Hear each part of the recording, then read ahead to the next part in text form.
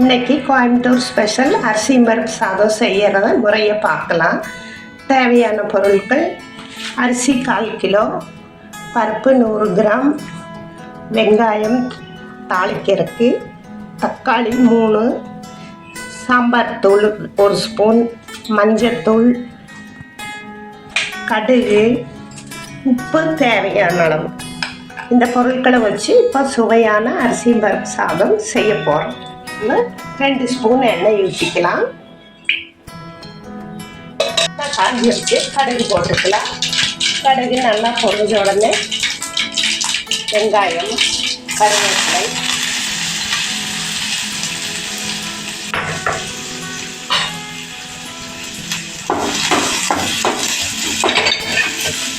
தக்காளி போட்டுக்கலாம்.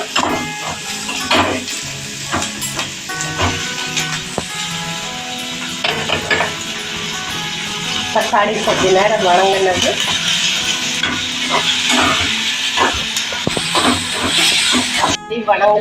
சாம்பார் தூளை கொஞ்சம் இதில் சேர்த்து கொதிக்க விடுறேன். தக்காளி இந்த மாதிரி பதத்துக்கு வணக்கிடணும். இப்போ அரிசி பருப்பு கழுவியாச்சு. இதை நம்ம குக்கரில் போட்டுக்கிறோம். இந்த வெங்காயம் தக்காளி வேண்டிய அளவு வணங்கிடுச்சு.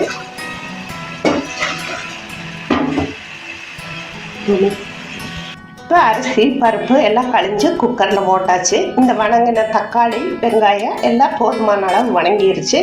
இதையும் அரிசி பருப்போடு சேர்த்துக்கிறோம்.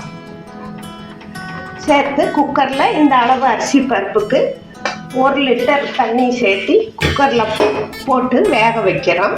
2 விசில் வந்த உடனே ஆஃப் பண்ணிடுறோம். போட்டுட்டா இப்போ மூடி வச்சு வேக வைக்க போகிறோம்.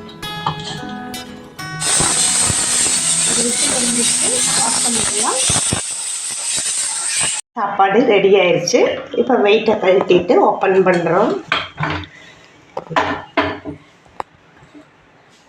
கொஞ்சம் நெய் ஊற்றிக்கலாம்.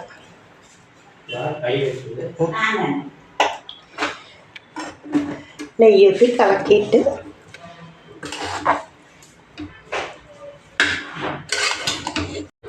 இப்போ பருப்பு சாதம் ஆயிடுச்சு. அதுக்கு தொட்டுக்கறக்கு சைடிஷாக கத்திரிக்காய், உருளைக்கிழங்கு பொரியல், வணக்கி சட்னி, வடகம், தயிர் சேர்த்து சாப்பிட்லாம். நெய் கொஞ்சம் ஊற்றி இருக்குது. நீங்கள் வேணும்னா தேவைக்கு இப்போ இன்னும் கொஞ்சம் வேணும்னா ஊற்றிக்கலாம். சுவையான சாப்பாடு, கோயம்புத்தூர் ஸ்பெஷல் பருப்பு சாப்பாடு